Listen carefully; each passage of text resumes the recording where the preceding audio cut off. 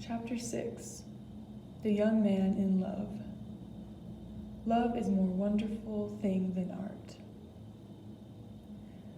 One afternoon, a month later, Dorian Gray visited Lord Henry.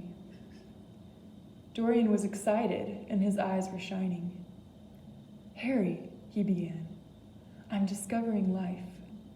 I'm doing everything that you told me to do. I'm in love." "Who are you in love with?" asked Lord Henry calmly. "With an actress." "Oh, everybody's in love with an actress at some time in their lives," said Lord Henry. "No, Harry, this is different. She's wonderful. Her name's Sybil Vane, and one day she'll be a very famous actress. She really is extraordinarily clever."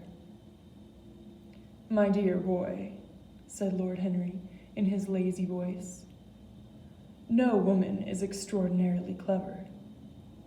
Women have nothing to say, but they say it beautifully. There are only 5 women in London who can give you real conversation. But tell me about your wonderful actress. How long have you known her?" "Harry, I'll tell you all about her, but you must promise not to laugh." Lord Henry listened and smiled. Dorian had discovered an old, dirty theater in a poor street in London. He had gone in to look for adventure, but had found love, he told Lord Henry. The play had been Shakespeare's Romeo and Juliet.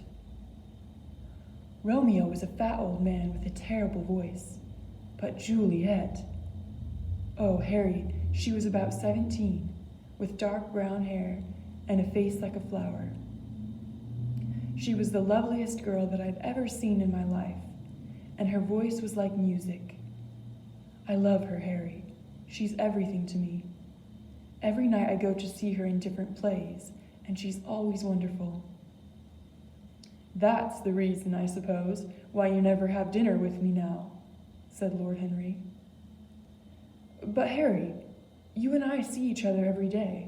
We always have lunch together," said Dorian in surprise. "I have to go and see Sybil in the theater every night. You and Basil must come with me to see her. Then you can see for yourself how wonderful she is. Come tomorrow." "Very well, my dear Dorian. We'll come and watch your Juliet. But you'll be in love many times, you know. This is only the beginning." After Dorian had gone, Lord Henry smiled to himself. How amusing it was to watch this young man, he thought. He was very different now from the frightened boy in Basil Hallward's house. He had opened like a flower in the sun, and was learning to enjoy every pleasure in life. "And it is I," thought Lord Henry, "who have taught him how to do this." When Lord Henry returned home that night, there was a letter for him lying on the table. It told him that Dorian Gray was going to marry Sybil Vane.